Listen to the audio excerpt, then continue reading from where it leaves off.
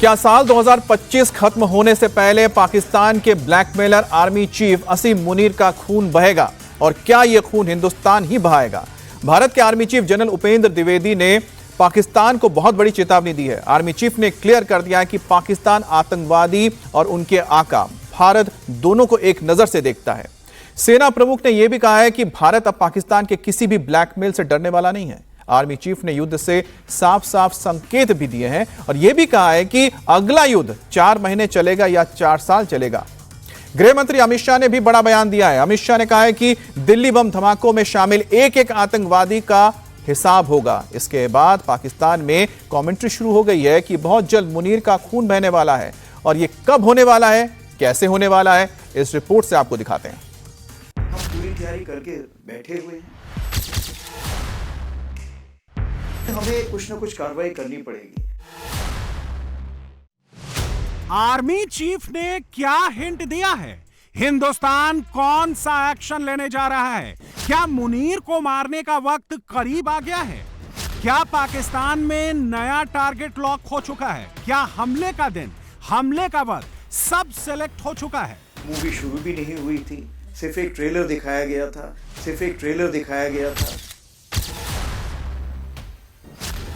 मई 2025 तो थी सिर्फ एक झांकी। मुनीर के अंत की पिक्चर अभी है बाकी।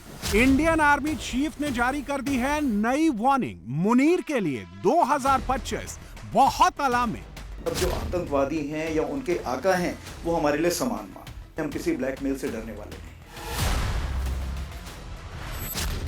क्या हिंदुस्तान ब्लैकमेलर मुनीर को अब नहीं छोड़ेगा? क्या पाकिस्तान का ब्लैकमेलर आर्मी चीफ 2025 खत्म होने से पहले पहले मरेगा? लड़ाई कितने दिन चलेगी ये आज हम नहीं बता सकते हैं। हमने तो लड़ाई तकरीबन 88 घंटे में की, कल कोई 4 महीने भी चल सकती, 4 साल चल सकती। क्या मोदी सरकार पाकिस्तान के खिलाफ बहुत बड़े जंग की तैयारी कर रही है? क्या अगली जंग 4 महीने भी चल सकती है, 4 साल भी चल सकती है? लग तो ऐसा ही रहा है। चंद घंटों के भीतर इसके एक नहीं कई सारे हिंट्स मिले हैं। इंडियन आर्मी के वेस्टर्न कमांड ने बस कुछ घंटों पहले युद्ध की तैयारियों का एक नया टीजर लॉन्च किया है। ये तस्वीरें मुनीर को डराने वाली हैं, लेकिन इन तस्वीरों के अलावा इस वीडियो के साथ आया एक मैसेज नोट करने वाला है। वीडियो के पहले फ्रेम में ही पाकिस्तान के लिए कहा गया है, ये दम, जोश और तैयारी दुश्मन पर पड़ेगी बहुत भारी। और ये इकलौता मैसेज नहीं है। इंडियन आर्मी ने एक और वीडियो पोस्ट किया है। 10 सेकंड के इस वीडियो में भारतीय सेना ने पाकिस्तान के आतंकवादियों को वार्न किया है, क्लियर कर दिया है कि आतंकवादी अब कहीं भी छिप जाएं, बच नहीं सकते। आखिरी लाइन और भी खतरनाक है। भारतीय सेना ने कह दिया है, आतंकियों की सेंचुरी यानी उनका अड्डा सिर्फ एक इमेजिनेशन है। तो क्या इसका मतलब यह है कि इंडियन आर्म्ड फोर्सेस पाकिस्तान पर हमले के लिए रेडी हैं? और क्या प्रधानमंत्री मोदी ने अपने तीनों आर्मी चीफ से बात कर ली है? क्या बस मोदी के गो अहेड कहने भर की देरी है? क्योंकि अगर ऐसा नहीं होता तो आर्मी चीफ खुद कैमरे पर आकर युद्ध की बातें नहीं करते। पाकिस्तान पर हमले की, पाकिस्तान को सबक सिखाने की, मुनीर का खून बहाने की, इस्लामाबाद से रावलपिंडी तक, कराची से लाहौर तक तबाही मचाने की चेतावनी जारी ना करते। 1.0 तो देखिए, मैं तो ये कहना चाहूंगा कि मूवी शुरू भी नहीं हुई थी, सिर्फ एक ट्रेलर दिखाया गया था और ट्रेलर के बाद 88 घंटे में वो ट्रेलर खत्म हो गया था। तो आगे आने वाले हालात कैसे होंगे ये इसके बारे में हम पूरी तैयारी करके बैठे हुए हैं। और अगर कोई ऐसा हमें मौका देता है पाकिस्तान, तो हम उसको भरपूर एक शिक्षा प्रदान करना चाहेंगे उसको कि कैसे एक जिम्मेवार नेशन को अपने पड़ोसियों से बिहेव करना चाहिए। अगर हमने किसी देश को हराना है और उसको सिखाना है कि भारत देश की कितनी ताकत है, तो हमें सारी ताकत एक साथ झोंकनी पड़ेगी। मेरे ख्याल से ये तो एक बड़ी चेतावनी बन के रहेगी, क्योंकि जब आप स्टेट स्पॉन्सर्ड टेररिज्म या राज्य प्रायोजित आतंकवाद को बढ़ावा देते हैं, तो ये हमारे लिए, भारत के लिए बहुत चिंता का विषय बन जाता है। क्योंकि देखिए, हम तो एक उन्नति की बात करते हैं, हम सबको साथ में लेके चलने की बात करते हैं। तो जो भी हमारे काम में रोड़ा अटकाएगा, उसके लिए हमें कुछ ना कुछ कार्रवाई करनी पड़ेगी। अब जहां तक न्यू नॉर्मल का सवाल है, आप देखिए हमने तो यही बोला है कि पानी और खून एक साथ नहीं बह सकता।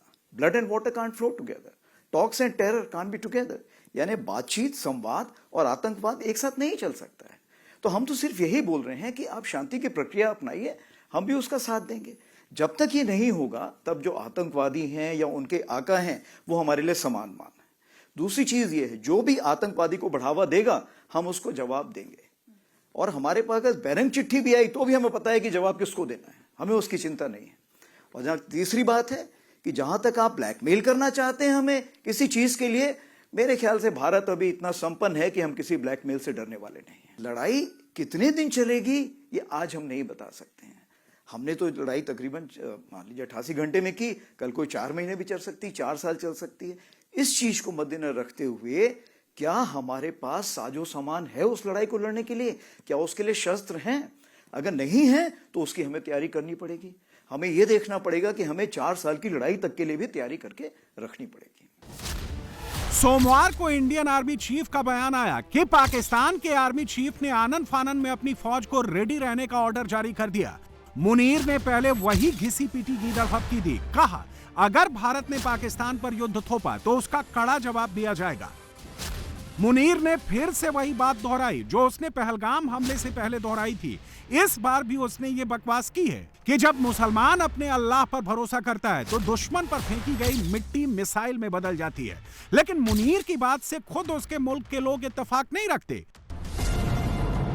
पाकिस्तानी तो इस वक्त हिंदुस्तानी टैंक्स, हिंदुस्तानी ड्रोन से मचने वाली तबाही का ट्रेलर देख देख कर थर थर कांप रहे हैं, घबरा रहे हैं। मुनीर को यह कह कर चेता रहे हैं कि इस बार मोदी छोड़ने वाला नहीं है।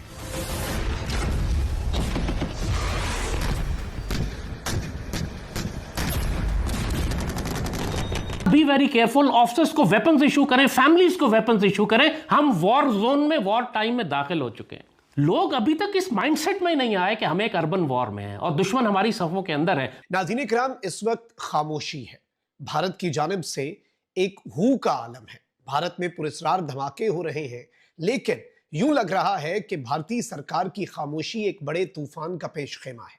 भारत की जंगी तैयारियां, रोजाना की बुनियाद पे भारत में होने वाले पुरस्कार इंसिडेंट्स, ये सब कुछ एक बड़े तूफान का पेशखेमा ही है, क्योंकि इस वक्त पाकिस्तान के तमाम तर इंटेलिजेंस सोर्सेज इस जानिब एक क्लियर इंडिकेशन दे रहे हैं कि भारत एक फॉल्स फ्लैग की तैयारी कर रहा है और उस फॉल्स फ्लैग के बाद एक फुल स्केल और एक लॉन्ग टर्म वॉर जो है वो पाकिस्तान पे वेज की जाएगी। भारत के आर्मी चीफ जो जनरल द्विवेदी है, उसने अगले मोर्चों पर जाकर अपने जो ड्रोन्स पाकिस्तान के खिलाफ इस्तेमाल होने हैं, ना सिर्फ उनका जायजा लिया बल्कि अपनी स्ट्राइक कोर को ये ऑर्डर्स दिए कि भाई आप लोग फुली प्रिपेयर्ड रहें। और पंजाब के कुछ शहरों के अंदर भारतीय बॉर्डर के करीब यूं लग रहा है कि मैदाने जंग सज चुका है। दूसरी तरफ से तो तैयारियां हैं ही हैं। देखें, इस वक्त इंडिया के अंदर जो खिचड़ी पक रही है ना, वो बड़ी खतरनाक है। कहीं ये सरप्राइज एलिमेंट तो नहीं क्रिएट करना चाह रहे पाकिस्तान। देखिए, हमने अपनी सारी पॉसिबिलिटीज देखनी है।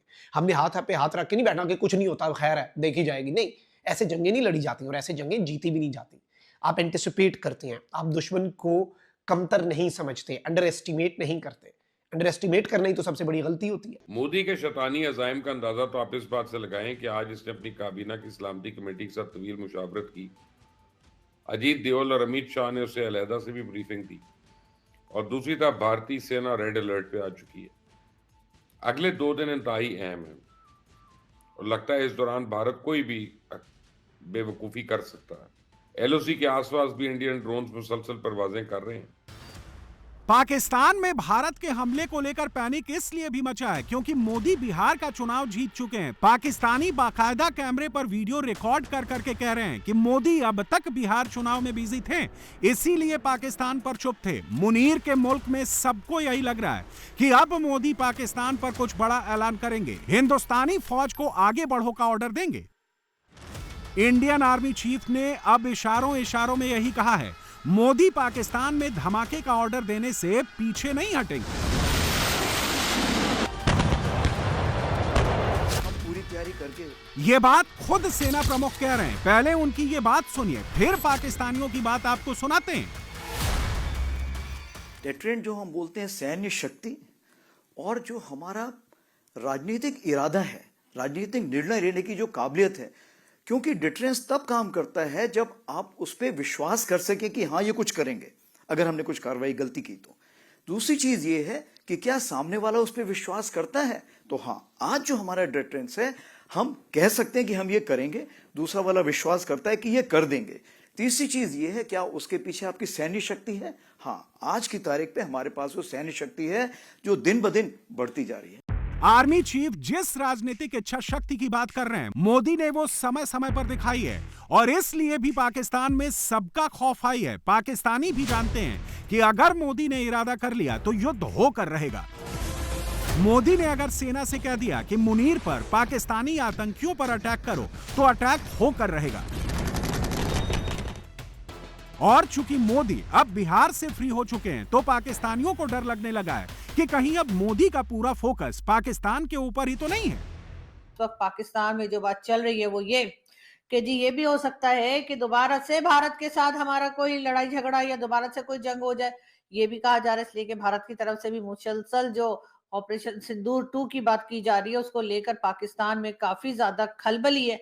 और कहा यह भी जा रहा है कि ये ना हो कि कहीं वो जो दिल्ली में अटैक हुआ था उसको लेकर कहीं भारत जो है वो इस वक्त तो खामोश है, उनकी गवर्नमेंट बिल्कुल कोई बात नहीं कर रही है, लेकिन ऐसा ना हो कि किसी वक्त फिर पाकिस्तान पर अटैक हो जाए। तो इसी बात को लेकर बार बार पाकिस्तान की मिलिट्री एस्टेब्लिशमेंट और पाकिस्तान की गवर्नमेंट जो है वो पब्लिक को ये बताती चली जा रही है कि जी भारत दोबारा अटैक कर सकता है, हम इस वक्त बड़ी मुश्किल में हैं। और गवर्नमेंट के और मिलिट्री एस्टेब्लिशमेंट के और बात शुरू कर देते हैं भारत की, और जी भारत अटैक करने वाला है, भारत से बहुत खतरा है, और इसी तरह की चीजें जो हैं वो हमारे यहाँ बातें की जा रही हैं। मोदी जी जो है वो पाकिस्तान की तरफ देखेंगे और अब ये बातें की जा रही है कि क्योंकि गुजरात का इलेक्शन जो है वो पीएम मोदी की पार्टी और उनके साथ जो पार्टीज हैं वो बहुत ही जबरदस्त तरीके से या बहुत लंबे मार्जिन से जीत चुकी हैं, तो अब यकीनन उनकी नजरें जो हैं वो पाकिस्तान की तरफ होंगी और अब हो सकता है कि पाकिस्तान की तरफ फिर दोबारा से ऑपरेशन सिंदूर 2 को लेकर चला जाए। नरेंद्र मोदी साहब जो है वो जो बिहार का इलेक्शन जीते हैं, मेरे कागजों में तो नरेंद्र मोदी 2034 तक वजीर आजम है। That's what I see it, that's what I have realized. मुझे तो ये अंडरस्टैंडिंग बनती है। अब अगर वो 2034 तक वजीर आजम हैं तो फिर इसका मतलब है कि पाकिस्तान और भारत के ताल्लुकात जो हैं वो 2034 तक ठीक नहीं हो सकते। इमरान खान उसने कहा मोदी इलेक्शन जीत जाएगा, मजबूत बंदा है, आएगा तो मैं इससे बात करूंगा। वो काम उठा पे आ गया। वो मोदी को जिताते जिताते वो मोदी जो अपनी लगा के बैठा हुआ था फील्डिंग, तो वो इलेक्शन भी तो जीत गया मोदी, लेकिन उसने कश्मीर का स्टेटस बदल दिया। ठीक है जी। तो ये जो चीज़ है ना कि हमें मोदी साहब इज एक्टिव, वो हमें आगे टफ टाइम देंगे क्योंकि उनको उसमें उनकी पॉलिटिक्स एंड फॉरेन पॉलिसी दोनों कामयाब होती है। उनकी पॉलिटिक्स एंड फॉरेन पॉलिसी दोनों कामयाब होती है। हमारे साथ वो लड़ाई करेंगे, उनको लड़ाई रास आती है हमारे साथ वो नॉर्मल ताल्लुक नहीं रखना चाहते।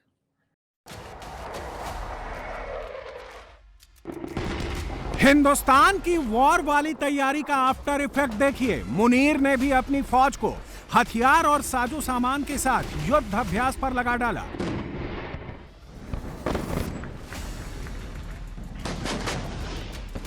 कैमरे वाले धमाकों की प्रैक्टिस करनी पड़ी, लेकिन पाकिस्तानी फौज की इस वॉर एक्सरसाइज में एक बात नोट करने वाली है, और वो ये कि मुनीर ने अपने फाइटर जेट्स आसमान में नहीं उड़ाए, और ऐसा इसलिए क्योंकि फाइटर जेट उड़ाने के लिए मुनीर के पास फ्यूल ही नहीं है। भारत में महीनों चले युद्धाभ्यास के जवाब में पाकिस्तानियों का बजट एक ही दिन में डोल गया, लेकिन पाकिस्तानी डूंगे तो ऐसी हाँक रहे हैं जैसे उन्होंने कोई बहुत बड़ा युद्ध जीत लिया। नाज़रीन किराम, पंजाब की ओपन फील्ड्स के अंदर एक्सटेंसिव वॉरफेयर एक्सरसाइजेस यानी बड़े पैमाने पर और तवील जो जंग की मशकें हैं वो पाकिस्तान आर्मी ने शुरू कर दी हैं, और इसके अंदर बेसिकली जो large scale FPV drone technology है उसे ग्राउंड फोर्सेस के साथ पाकिस्तान इंटीग्रेट कर रहा है। FPV क्या होता है जी?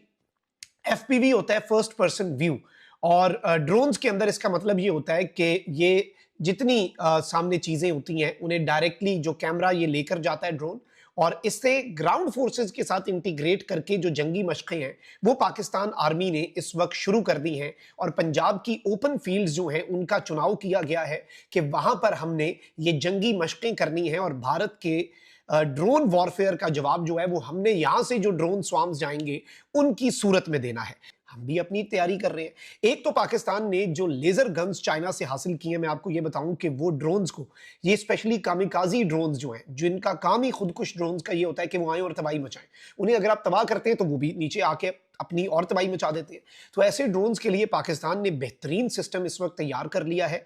तो अब पाकिस्तान जो है नाज़रीन इकराम, उसने जो ये जंगी मशकों का आगाज किया ना, ये यकीन माने ये एक बहुत बड़ी और गेम चेंजर डेवलपमेंट होने जा रही है। And this will change the face of this whole conflict. Munir अपने मेड इन चाइना ड्रोन्स का वीडियो दिखा दिखाकर खुद को ताकतवर साबित करने की कोशिश कर रहा है, लेकिन वो ये भूल रहा है कि ऑपरेशन सिंदूर के बाद से लेकर अब तक इंडियन आर्मी ने अपनी ड्रोन वाली तैयारी में जमीन आसमान का इजाफा कर लिया है, और अब तो पाकिस्तानी ड्रोन्स को काउंटर करने की भी तैयारी शुरू हो चुकी है। रिपोर्ट्स के मुताबिक भारतीय सेना और भारतीय वायुसेना 16 स्वदेशी drone detection and interdiction system का ऑर्डर देने जा रही है, जो 2 किलोमीटर दूर से ही दुश्मन के अनमैन्ड एरियल सिस्टम या ड्रोन को सिर्फ लेजर दिखाकर मार गिराएंगे। ये पहले के सिस्टम के मुकाबले 2 गुनी दूरी पर दिख रहे दुश्मन के टारगेट को तबाह करने में सक्षम है। पहले वाले सिस्टम की ये क्षमता करीब 1 किलोमीटर तक ही थी। इसके अलावा भारत लेजर वेपन सिस्टम का सफल परीक्षण भी कर चुका है, जो 5 किलोमीटर दूर तक के टारगेट को तबाह कर सकता है। यानी मुनीर के मेड इन चाइना ड्रोन्स तो नाकाम होंगे ही होंगे, मगर जब हिंदुस्तानी ड्रोन्स पाकिस्तानी एयर स्पेस में पहुंचेंगे तो वहां मुनीर, उसके फौजियों और उसके आतंकवादियों के चीथड़े ही उड़ेंगे। और भारतीय सेना की ओर से जारी की गई ये तस्वीरें अभी से मुनीर के मुल्क में सबको बेचैन करने लगी हैं। भारतीय निजी कंपनियां जो कल तक सिविल इनोवेशन के नाम पर ऐप बना रही थी, आज मैदान जंग में मोबाइल 3D प्रिंटिंग यूनिट्स लगा रही हैं। ये वही भारत है जो कभी दुनिया को अपनी IT इंडस्ट्री से मुतासिर करता था, मगर अब वही सनतें ड्रोन्स, लाइटर बमों और खुदकार हथियारों की फैक्ट्रियों में बदल गई हैं। हुकूमत मोदी ने इन स्टार्टअप्स को हुबुल वतनी के कवर में छुपाकर दरअसल एक नई जंगी सनती नेटवर्क में जम कर दिया है। अब सोचिए, जब कंटेनर्स में रखे छोटे प्रिंटिंग यूनिट्स बॉर्डर के करीब जाकर ही ड्रोन्स बना और मुरम्मत कर सकें, तो जंग का फैसला, वक्त और सोच सब खत्म हो जाते हैं। अब जंग का फैसला किसी सियासी या अखलाकी लम्हे पर नहीं होगा, बल्कि एक एल्गोरिदम, एक प्रिंट कमांड या एक बिजनेस कॉन्ट्रैक्ट पर हो जाएगा। भारत के इस नए मॉडल में इख्तिरा का मतलब इजाद नहीं, तबाही है। इंडस्ट्रियल प्रोग्रेस का मतलब अब रोजगार नहीं, बारूद है। ऑपरेशन सिंदूर के बाद मोदी सरकार ने जैसे फैसला किया हो, अब इसे मार्केट के जरिए जीतना है। नतीजा ये कि कॉर्पोरेट सेक्टर को हुबुल वतनी के नाम पर जंगी मशीनरी में झोंक दिया गया है। अब ये जो सारी चीजें चल रही हैं, इसमें भारत इज डूइंग समथिंग जो कि उसने पूरी कोशिश की हुई है कि किसी तरह से पाकिस्तान को अंडरमाइन किया जाए। उसमें 2 एलिमेंट्स हैं उनके मेजर। एक है कि जी हम जिस तरह ये आपने देखा अभी 2019 में एंड देन 2025 के एग्रेशन इज इंक्रीजिंग। इसको हम कहते हैं फौज की जुबान में या स्ट्रेटजी की जुबान में direct strategy, military conflict to try and which is obviously very Pulwama and Pahalgam. जी, Pulwama, it's a very stupid thing between 2 nuclear powers. It's a very very dangerous thing and create difficulties for Pakistan on the western border as well as from on the eastern border. So अब क्या options है? वो they go in for a bigger action against Pakistan. अब वो 8-10 दिन के बाद इसके लिंकेजेस और वो एस्टैब्लिश करना शुरू करें, आहिस्ता इसको उस तरफ लेके जाएं, and then they create an environment, because otherwise it's a double edged weapon now. Pakistan के लिए टेंशन की बात यह है कि इंडिया के आर्मी चीफ ने एक बार फिर भारत का स्टैंड क्लियर करते हुए कह दिया है कि जो आतंकवादी और उनके आका हैं, भारत अब उन्हें एक ही नजर से देखेगा।